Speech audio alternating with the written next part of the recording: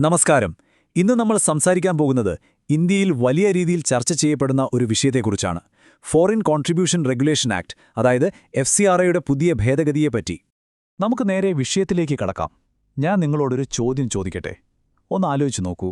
നമ്മുടെയൊക്കെ നാട്ടിൽ നമ്മളൊക്കെ പണം നൽകി ഒരുപാട് പേരുടെ പ്രയത്നം കൊണ്ട് കെട്ടിപ്പൊക്കിയ ഒരു സ്കൂളോ ആശുപത്രിയോ പെട്ടെന്നൊരു ദിവസം ഒരു നിയമത്തിന്റെ പേരിൽ സർക്കാരിനന്ന് ഏറ്റെടുക്കാൻ പറ്റുമോ? ഈ ഒരു ചോദ്യത്തിലാണ് ഈ വിഷയത്തിന്റെ മുഴുവൻ ഗൗരവവും ഇരിക്കുന്നത്. അപ്പോൾ ഈ സങ്കീർണമായ വിഷയത്തെ നമുക്ക് നാലായിട്ട് തിരിച്ച് മനസ്സിലാക്കാൻ ശ്രമിക്കാം. ആദ്യം വിദേശ ഫണ്ടുകളെക്കുറിച്ചും അതിന്റെ നിയന്ത്രണങ്ങളെക്കുറിച്ചും സംസാരിക്കാം.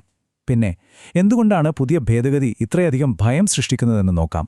അതിനുശേഷം അവകാശവും സുരക്ഷയും തമ്മിലുള്ളൊരു തർക്കമുണ്ട്, അതെന്താണെന്ന് പരിശോധിക്കാം. അവസാനം ഇതെല്ലാം സാധാരണക്കാരായ നമ്മുടെയൊക്കെ ഭാവിയെ എങ്ങനെയാണ് ബാധിക്കുക എന്നും ചർച്ച ചെയ്യാം. ശരി, നമുക്ക് ഏറ്റവും അടിസ്ഥാനപരമായ കാര്യത്തിൽ നിന്ന് തന്നെ തുടങ്ങാം. എന്താണ് ഈ FCRA നിയമം? എന്തിനു വേണ്ടിയായിരുന്നു ഇത് ആദ്യം കൊണ്ടുവന്നത്? വളരെ ലളിതമായി പറഞ്ഞാൽ, വിദേശ രാജ്യങ്ങളിൽ നിന്ന് ഇന്ത്യയിലെ വ്യക്തികൾക്കും സംഘടനകൾക്കും ലഭിക്കുന്ന സംഭാവനകൾ നിയന്ത്രിക്കാനുള്ള ഒരു നിയമമാണിത്. എന്തിനാണ് ഈ നിയന്ത്രണം?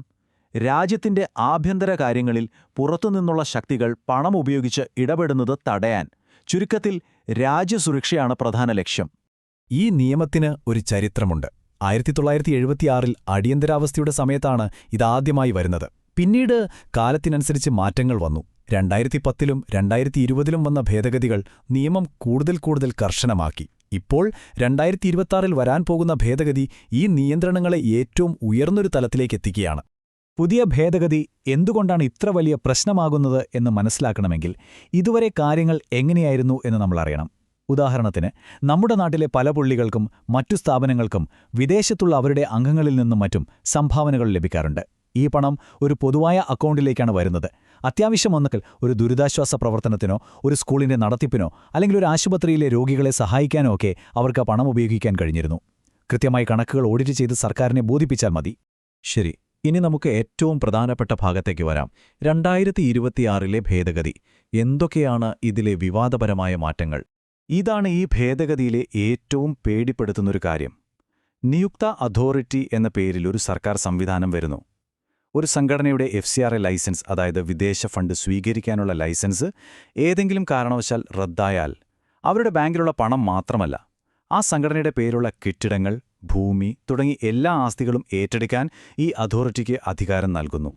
ഇതെങ്ങനെയാണ് സംഭവിക്കുന്നത് എന്നറിയാമോ? വളരെ സിമ്പിളാണ്. ലൈസൻസ് പുതുക്കാൻ അപേക്ഷിക്കുമ്പോൾ ഒരു ചെറിയ ടെക്നിക്കൽ പ്രശ്നം വന്നുവെന്നിരിക്കട്ടെ, അല്ലെങ്കിൽ സർക്കാർ ആ അപേക്ഷ തള്ളിയെന്നിരിക്കട്ടെ. അതോടെ ലൈസൻസ് ഓട്ടോമാറ്റിക്കായി റദ്ദാവും. ആ നിമിഷം തന്നെ ആ സംഘടനയുടെ മുഴുവൻ ആസ്തികളും ഈ നിയുക്ത അതോറിറ്റിയുടെ നിയന്ത്രണത്തിലാവും. അവർക്ക് ആ സ്വത്തുക്കൾ വിൽക്കാം, പണം കണ്ടുകെട്ടാം, എന്തും ചെയ്യാം. ഈ പുതിയ നിയമം കൊണ്ടുവരുന്ന സാമ്പത്തിക പ്രതിസന്ധി മനസ്സിലാക്കാൻ ഞാനൊരു ഉദാഹരണം പറയാം. ഒന്ന് സങ്കൽപ്പിച്ചു നോക്കൂ. നമുക്ക് ശമ്പളം കിട്ടുന്നതിന് മുമ്പ് ആ പണം ഓരോ ആവശ്യത്തിനും എത്ര രൂപ വീതം ചെലവാക്കുമെന്ന് മുൻകൂട്ടി എഴുതി കൊടുക്കണമെന്ന് കമ്പനി പറഞ്ഞാൽ എങ്ങനെയുണ്ടാകും?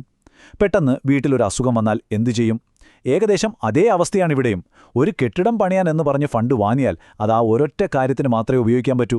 നാട്ടിലൊരു വെള്ളപ്പൊക്കം വന്നാൽ പോലും ആ പണമെടുത്ത് സഹായിക്കണമെങ്കിൽ സർക്കാരിന്റെ പ്രത്യേക അനുമതിക്കായി കാത്തിരിക്കണം. അപ്പോൾ ഇവിടെയാണ് രണ്ട് വലിയ ആശയങ്ങൾ തമ്മിൽ ഒരു ഏറ്റുമുട്ടൽ വരുന്നത്. ഒരു വശത്ത് സാമൂഹിക സംഘടനകളുടെ അവകാശങ്ങൾ, മറുവശത്ത് സർക്കാർ പറയുന്ന രാജ്യസുരക്ഷ. അപ്പോൾ ഇതിനെ എതിർക്കുന്നവർ പറയുന്ന കാര്യങ്ങൾ എന്തൊക്കെയാണെന്ന് നോക്കാം. ഇത് സർക്കാരിന് അമിതമായ അധികാരം നൽകുന്നു. ഒരു കോടതിയുടെ ഇടപെടൽ പോലുമില്ലാതെ ഒരു സംഘടനയുടെ പതിറ്റാണ്ടുകളുടെ പ്രയത്നം ഇല്ലാതാക്കാൻ കഴിയും. ഇത് സർക്കാരിന് വിമർശിക്കുന്ന സംഘടനകളെ നിശബ്ദരാക്കാൻ ഉപയോഗിച്ചേക്കാം. പിന്നെ ഏറ്റവും പ്രധാനമായി, ഇത് ന്യൂനപക്ഷ സ്ഥാപനങ്ങളെ ലക്ഷ്യം വെക്കാനുള്ള ഒരു മാർഗമാണോ എന്ന ഭയവും അവർക്കുണ്ട്. ഇതൊരു ചെറിയ ആശങ്കയല്ല.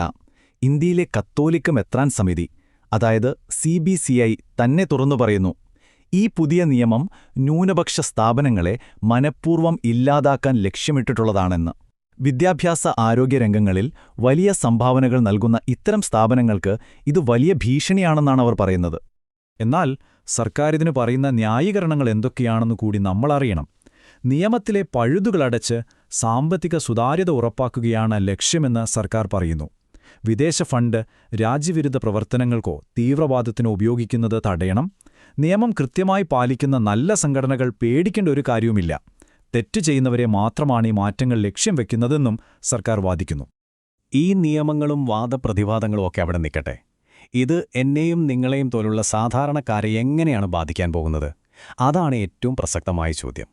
ഇതിന്റെ പ്രത്യാഘാതം വളരെ വലുതാണ്. പതിറ്റാണ്ടുകളായി നമ്മുടെയൊക്കെ സമൂഹത്തിൽ പ്രവർത്തിക്കുന്ന എത്രയോ സ്കൂളുകൾ, ആശുപത്രികൾ, അനാഥാലയങ്ങൾ, ഇവയിൽ പലതും മുന്നോട്ടു പോകുന്നത് ഇത്തരം സഹായങ്ങൾ കൊണ്ടാണ്. ആ സ്ഥാപനങ്ങളുടെ എല്ലാം നിലനിൽപ്പ് ഒരു വലിയ ചോദ്യചിഹ്നമായി മാറും. ഇതൊരു ചെറിയ കാര്യമല്ല. ഓരോ വർഷവും ഏകദേശം 22,000 കോടി രൂപയാണ് ഈ നിയമപ്രകാരം ഇന്ത്യയിലേക്കെത്തുന്നത്. ഒന്നാലോചിച്ചു നോക്കൂ.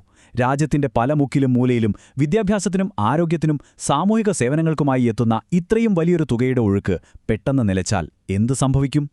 എന്തായാലും ഈ വലിയ പ്രതിഷേധങ്ങളെയും ആശങ്കകളെയും തുടർന്ന് സർക്കാർ തൽക്കാലത്തേക്ക് ഈ ബില്ലിന്റെ തുടർ നടപടികൾ ഒന്ന് നിർത്തിവച്ചിട്ടുണ്ട്.